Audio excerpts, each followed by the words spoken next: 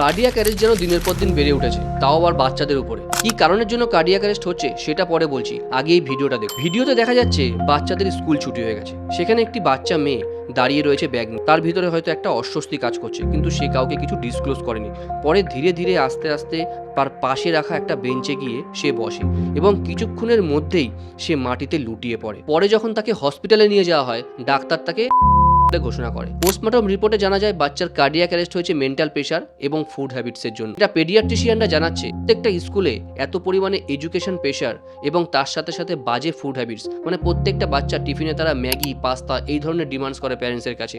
আর প্যারেন্টসরা জানে যে ময়দা শরীরের জন্য কতটা ক্ষতিকর, তা সত্ত্বেও তারা প্রোভাইড করে। দিনের পর দিন জল না খাওয়া, দীর্ঘ সময় ধরে এরকম ময়দা জাতীয় খাবার খাওয়া এবং তার সাথে উপরন্ত এইরকম ধরনের এডুকেশন প্রেশার, এই সমস্ত কিছুর জন্য বাচ্চাদের উপরে অ্যাটাক আসছে।